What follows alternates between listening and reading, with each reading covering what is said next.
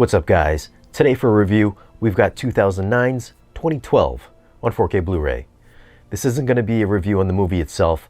I'm just going to be sharing some of my thoughts on the video and the audio quality.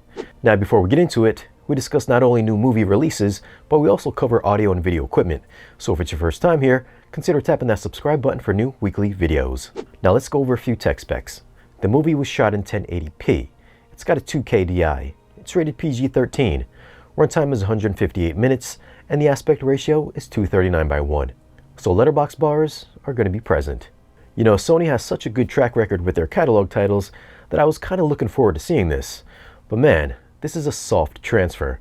I mean, it was shot in Full HD back in 2009, so right off the bat, you were never going to get 4K detail. The overall image is soft from start to finish. I'm going to say they even used a bit of noise reduction here as well, because there are a bunch of shots that are noticeably waxy, and the movie just looks smooth. I thought detail was right up there with regular Blu-ray quality, so if you're wanting to count how many eyelashes John Cusack has, it might be tough. The digital effects are hit and miss here as well. Sometimes they'd blend in nicely with the live action stuff, and other times it looks like you're watching a video game. I'm sure they use some smoothing to blend in the digital elements with the practical ones, because you will see that waxy appearance during many of these shots. I also noticed some compression issues. For such a long runtime, the movie should have used a larger size disc.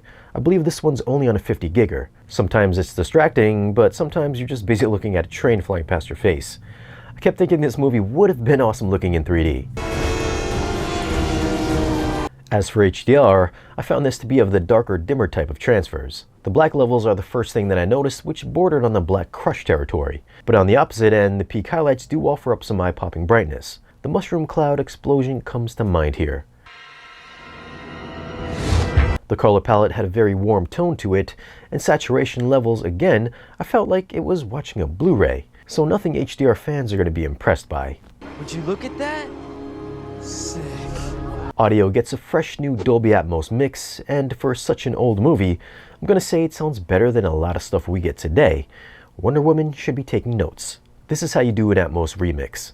The surround and height channels are active pretty much during the entire duration. It's either just background noise or ambiance, or a full-on world-ending catastrophe happening in every speaker.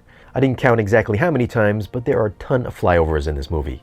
You'll get planes and choppers moving in every direction over your head.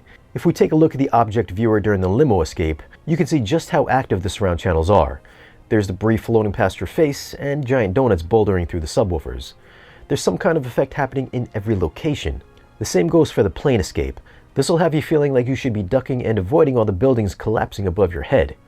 Sound moves from front to back while things drop down from above. All the action scenes are mixed aggressively and portray exactly what you're seeing on screen. To back up all the mayhem going on in the surround channels, the subwoofers kick into overdrive and give your system a good pummeling. All the action scenes here deliver incredibly hard pounding response and should shake even your neighbor's dishes.